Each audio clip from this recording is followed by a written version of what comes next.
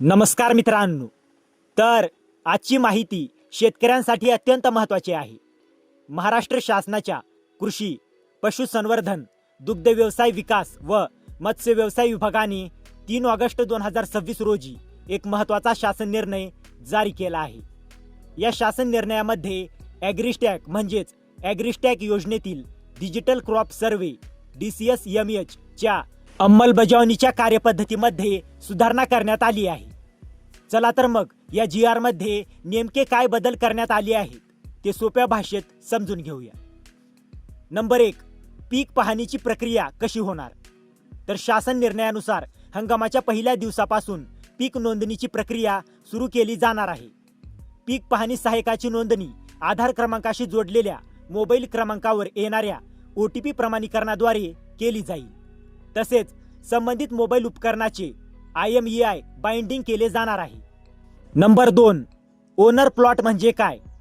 तर एका शेतकऱ्याची एकाच ठिकाणी असलेली जमीन आणि त्या जमिनीमध्ये लागवड केलेली विविध पिके यासाठी ओनर प्लॉट ही संज्ञा वापरण्यात आली आहे. हंगामी पिकांचा माहिती संच तयार करताना पीक पाहणी ओनर प्लॉटच्या आधारावर केली जाणार आहे. नंबर 3, 100% पीक पाहणीची जबाबदारी. तर प्रत्येक गावातील 100% ओनर प्लॉटची पीक पाहणी करण्याची जबाबदारी पीक पाहणी सहाय्यकाची असेल.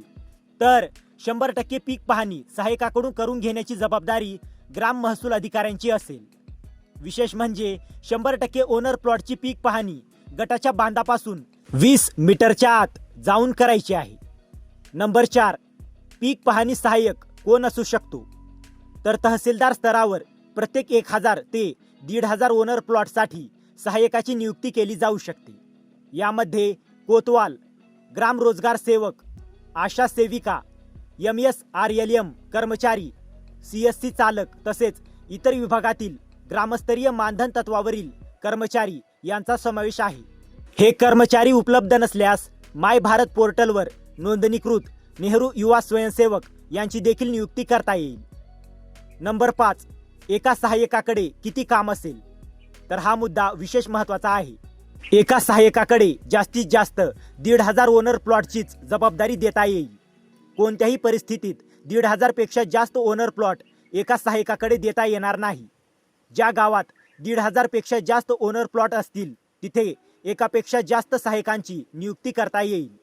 तर 1500 पेक्षा कमी ओनर प्लॉट असलेल्या गावासाठी देखील स्वतंत्र पीक पाहणी सहाय्यकाची नियुक्ती करण्याची तरतूद आहे. नंबर 6, सहाय्यकाची नियुक्ती कोण करणार. तर पीक पाहणी सहाय्यकांची नियुक्ती केंद्र शासनाच्या वेब पोर्टलवरून ग्राम महसूल अधिकारी किंवा तहसीलदार त्यांच्या लॉगिन मधून करतील. नंबर 7, नोंदणी झाल्यानंतर पडताळणी कोण करणार. सहाय्यकाकडून करण्यात आलेल्या पीक नोंदीची 100% पडताळणी ग्राम महसूल अधिकाऱ्यांकडून केली जाणार आहे. जर नोंद केलेल्या पिकामध्ये काही दुरुस्ती आवश्यक असेल तर शेतकरी मंडळ अधिकाऱ्यांना अर्जाद्वारे कळवू शकतात. त्यानंतर मंडळ अधिकारी स्थळ पंचनामा करून मोबाईल ॲपद्वारे पीक नोंदणीमध्ये दुरुस्ती करतील. नंबर 8, पीक नोंदणी नामंजूर झाल्यास काय होईल. जर सहाय्यकाने केलेली पीक पाहणी ग्राम महसूल अधिकाऱ्यांनी नामंजूर केली तर ती नोंद पुन्हा सहाय्यकाकडे मोबाईल ॲपद्वारे ऑनलाईन पीक नोंदणीसाठी उपलब्ध होईल.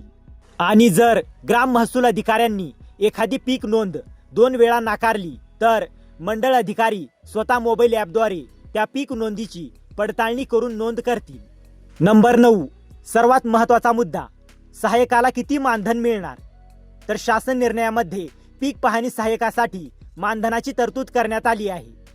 निभेळ पिकासाठी प्रति ओनर प्लॉट प्रति हंगाम 10 रुपये मानधन मिळेल.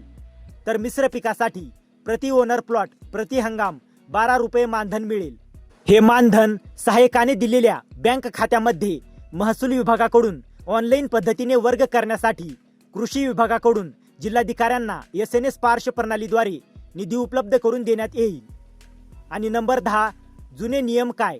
तर 3 ऑगस्ट 2026च्या या शासन निर्णयामुळे मुख्यतः 14 ऑक्टोबर 2024च्या शासन निर्णयातील हंगामी पिकांच्या माहिती संचाच्या कार्यपद्धतीमध्ये सुधारणा करण्यात आली आहे. मात्र 14 ऑक्टोबर 2024च्या शासन निर्णयातील इतर सर्व अटी व शर्ती यथास्थित कायम राहतील. तर मित्रांनो, जर तुम्हाला या GR ची PDF हवी असेल तर डिस्क्रिप्शनमध्ये आपल्या टेलिग्राम चॅनेलची लिंक दिलेली आहे. तिथे जाऊन तुम्ही या GR ची PDF घेऊ शकता. आणि हा व्हिडिओ उपयुक्त वाटला असेल तर व्हिडिओला लाईक करा, शेअर करा आणि अशाच महत्त्वाच्या GR अपडेटसाठी आपल्या चॅनलला सबस्क्राईब करा. तर मित्रांनो, भेटूया अशाच एका महत्त्वाच्या पुढच्या व्हिडिओमध्ये. जय हिंद, जय महाराष्ट्र.